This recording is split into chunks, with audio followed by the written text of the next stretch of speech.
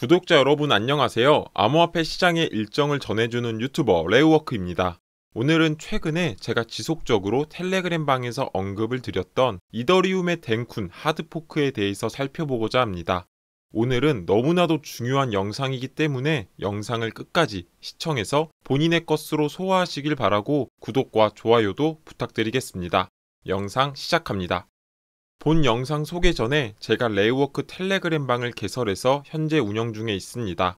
영상을 통해서 매일 전달드리지 못하는 소식들에 대해서 텔레그램 방에서 공유를 해드리고 있으니 많은 참여 부탁드립니다. 텔레그램 방 참여 방법은 영상의 댓글 혹은 더보기란에서 확인이 가능합니다. 본 영상으로 돌아와서 오늘은 이더리움의 댕쿤 하드포크에 대해서 설명을 드리겠습니다. 이더리움 재단의 코어 개발자인 팀 베이콘은 트위터를 통해서 이더리움의 다음 업그레이드에 대한 중요한 공지사항을 알렸습니다. 한국 시간으로 3월 13일 저녁 10시 55분 드디어 기다리던 이더리움 댕쿤 하드포크가 진행이 될 예정입니다. 댕쿤 하드포크는 알트코인의 생태계에 있어서 너무나도 중요한 하드포크이기 때문에 댕쿤 하드포크로 인해서 어떤 점이 변경이 되는지, 그리고 이로 인해서 수혜받을 수 있는 코인, 마지막으로 이더리움의 전체 로드맵까지 함께 살펴보도록 하겠습니다. 먼저 이더리움 댕쿤 하드포크에 대한 설명부터 시작하고 넘어가겠습니다. 이번에 진행될 이더리움의 하드포크명은 댕쿤입니다. 댕쿤은 여름철 별자리 중 하나인 백조자리의 꼬리 부분이 위치한 별을 말하고 칸쿤은 멕시코 도시의 이름입니다. 이 두 단어의 조합을 통해서 이번 업그레이드명은 댕쿤으로 결정이 되었습니다. 최근에 진행했던 샤펠라 하드포크 또한 카펠라라는 별과 중국의 상하이의 도시를 조합해서 만들어졌고 댕쿤 또한 동일한 규칙에 의해서 네이밍이 되었습니다. 이번 업그레이드는 크게 9가지의 EIP 제한이 추가가 될 예정입니다. 이번 네트워크에 큰 변경점이 발생이 되는 제한명은 EIP4844, EIP6780, EIP1153 이 세 가지입니다. EIP의 주된 내용은 이더리움의 실행 계층에 대한 개선 및 변경사항을 가져오는 데 중점을 두고 있습니다. 과거 샤펠라 업그레이드의 경우에는 EIP4895를 중심으로 비콘 체인에서 스테이킹된 이더를 인출하는 데 중점을 두었다면 이번 업그레이드는 EIP4844를 기반으로 한 프로토 댕크 샤딩에 중점을 두고 있습니다. 이번 업그레이드의 핵심이자 프로토 댕크 샤딩이라고 불리는 EIP4844부터 함께 살펴보겠습니다. EIP4844는 레이어 2 네트워크가 현재 다른 곳에 저장된 거래, 증명 데이터를 게시하는 데 사용할 수 있는 이더리움 네트워크에 임시 데이터 블롭이라는 개념을 도입합니다. 블롭이 임시적으로 저장되는 부분이 핵심인데 네트워크에서 영원히 저장되는 콜 데이터보다 가스 비용을 낮출 수 있습니다. 현재 레이어 2 트랜잭션 비용 중 90% 이상이 레이어 1에 저장이 되고 있습니다. 댕쿤 하드포크가 진행이 되면 사용자들은 레이어 2 트랜잭션을 훨씬 저렴한 가격에 진행할 수 있습니다. 팀 베이콘은 과거에 진행한 더 머지만큼의 영향력이 크지는 않지만 EIP4844는 이더리움의 중요한 변화라고 언급을 했습니다. 그 이유는 현재 합의 및 실행 레이어 모두와 상호작용해야 하는 네트워크에 완전히 새로운 데이터 레이어를 도입하기 때문입니다. 결국 댕쿤 하드포크가 적용이 되면 이더리움과 레이어 2 블록체인 모두에게 긍정적인 시너지를 낼 수 있고 수수료를 10배나 더 저렴하게 만들 수 있게 됩니다. 그리고 두 번째 변경사항은 EIP6780을 사용한 셀프 디스트럭트 옵코드의 비활성화입니다. 이 제한은 단일 거래 내에서 계약의 생성 및 삭제를 허용하는 것을 말합니다. 옵코드가 삭제되었다고 해서 이더리움의 트랜잭션이 호출이 되지 않는 것은 아닙니다. 옵코드를 비활성화하거나 제거를 하는 궁극적인 목적은 EIP 계약 버전 관리에서 오는 EVM의 구현에 대한 복잡성을 개선하고자 함입니다. 세 번째 변경사항은 EIP1153으로 5년 전에 제안이 되었습니다. 작년에 유니스왑 팀에 의해서 부활해서 이더리움 개발자에게 상당한 지지를 받은 제안 중의 하나입니다. 주요 개선사항은 T스토어 및 T로드라는 두 가지의 새로운 옵코드를 도입할 예정입니다. 이를 통해서 특정 데이터를 온체인에 저장하지 않고 트랜잭션이 종료될 때 버릴 수 있는 임시 저장 기능을 도입합니다. 과거에는 트랜잭션을 실행하면 여러 개의 유사한 중첩된 프레임이 실행되거나 생성이 되었습니다. 결국에 하나의 계약에 속하는 프레임이 다수이고 신뢰할 수 없는 계약에 속한 프레임이 있을 경우 입출력 통신의 불안정을 가져오곤 했습니다. 그래서 재진입을 하게 될 경우 S스토어라는 저장소를 통한 통신이 필요했고 이 또한 가스비의 상승을 유도하기도 했습니다. 이번에 오코드의 도입은 저장소에서 로드할 필요가 없기 때문에 더욱더 효율적인 가스비의 도입을 예상해 볼 수가 있습니다. 과거의 샤펠라 업그레이드에서 반영을 하고자 했던 제안이었으나 우선순위에 밀려서 이번 덴쿤 하드포크에서 반영이 될 예정입니다. 지금까지 덴쿤 하드포크에 대해서 자세하게 알아보았고 지금부터는 현재까지의 진행 사항에 대해서 살펴볼까 합니다. 일반적으로 이더리움은 하드포크 전에 3단계의 테스트넷을 거치고 있습니다.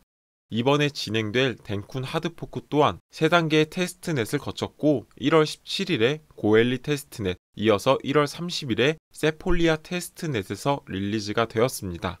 그리고 마지막인 홀스카이까지 2월 7일에 문제가 없이 릴리즈가 되었기 때문에 메인넷 적용 또한 큰 문제 없이 3월 13일에 진행이 될 것으로 보여집니다. 그리고 지금부터는 덴쿤 하드포크로 인해서 수혜를 받을 수 있는 코인과 차트를 함께 살펴보도록 하겠습니다. 비트코인 시스테미는 이더리움 덴쿤 하드포크로 인해서 수혜를 받을 수 있는 종목 4개를 직접적으로 언급하고 있습니다. 아비트럼과 옵티미즘, 이뮤터블 X, 그리고 폴리곤을 언급했는데 차트를 보면서 하나하나 살펴보도록 하겠습니다. 가장 먼저 아비트럼부터 살펴보면 아비트럼은 1월 11일 사상 최고치인 3,058원을 기록하며 강세 모멘텀을 유지하고 있습니다.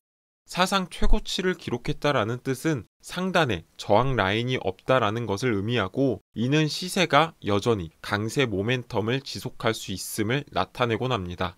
이어서 옵티미즈의 차트를 보면 5,390원을 기록하고 있고 현재 신고가를 달성한 모습을 볼 수 있습니다. 앞서 아비트럼과 마찬가지로 해석을 해볼 수가 있고 옵티미즘은 슈퍼체인 생태계를 만드는 것을 목표로 하고 있기 때문에 상당한 잠재력을 가지고 있다라고도 평가받고 있는 코인 중에 하나입니다. 다음으로 살펴볼 코인은 이뮤터블 X입니다. 이뮤터블 X는 최대 9000TPS를 지원하고 무료에 가까운 가스비를 제공하고 있습니다. 이를 통해서 이더리움에서 NFT나 게임 플랫폼을 쉽게 구축할 수 있도록 도와주고 있고 24년 바네크를 비롯한 각종 투자사들이 게임파이에 대한 가능성을 언급했기 때문에 더욱더 주목해서 봐야 할 필요가 있다고 생각합니다.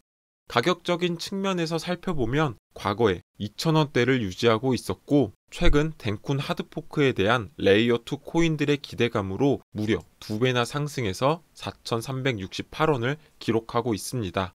저 또한 이뮤터블 X를 보유 중이고 평단가는 텔레그램 방에서 공유를 해드리고 있으니 참고해주시면 좋을 것 같습니다. 다음으로 폴리곤의 차트를 살펴보면 폴리곤의 경우 21년 3,000원을 기록한 뒤에 현재는 60%가량 낮은 가격을 유지하고 있습니다. 폴리곤 자체를 보면 디즈니, 스타벅스, 구글 등 대형 파트너사들과의 제휴를 맺고 있고 기술력은 의심할 여지가 없다라고 개인적으로는 생각합니다. 앞서 다른 레이어2 코인들의 경우 정고점을 뚫고 상승하고 있는 만큼 폴리곤은 상대적으로 더디지만 정고점까지 상승할 수 있다라는 예상을 해보면 앞으로 큰 상승을 보여줄 수 있을 것이다 라고 생각하고 있습니다. 앞서 이더리움의 덴쿤 하드포크와 수혜를 받을 수 있는 코인들에 대해서 자세하게 알아보았고 이어서 이더리움의 마스터 플랜도 함께 살펴보도록 하겠습니다. 이더리움의 전체 마스터 플랜을 보면 총 5가지의 스텝을 가지고 있습니다. 그 중에 더 머지는 작년 12월에 성공적으로 마무리가 되었습니다. 이더리움은 더 머지를 통해서 POW에서 POS로의 전환을 알렸고 전력 사용량을 99% 감소시키며 확장성과 보안 성능을 개선하는 중요한 전환점을 맞았습니다. 두 번째 스텝은 더 서지이고 이번에 진행되는 덴쿤의 EIP4844의 제안도 서지의 일부분이다라고 이해하시면 됩니다. 덴쿤에 이어서 서지가 활성화가 되면 이더리움은 샤딩의 도입으로 네트워크의 확장성을 크게 개선시킬 수 있습니다. 그리고 세 번째로는 버지로서 버지는 버클트리와 상태 비저장 클라이언트를 도입해서 이더리움을 더 가볍게 만들고 탈중앙화를 강화할 수 있습니다. 비탈릭 부테린은 버지 이후 사용자가 디스크에 수백 기가바이트가 없이도 노드를 사용할 수 있을 것이다 라고 언급했습니다. 그만큼 누구나 쉽게 탈중앙화를 이뤄낼 수 있을 뿐만 아니라 저장 공간을 최적화하고 확장성을 크게 증가시킬 수 있다는 장점을 가지고 있습니다. 이어서 퍼지는 검증인에게 요구되는 하드 드라이브의 공간을 줄이고 간소화해서 네트워크의 정체를 없애고자 하는 하드포크입니다. 블록체인에서 오래된 기록을 제거함으로써 노드가 블록체인 전체 기록을 저장할 필요가 없도록 개선이 됩니다.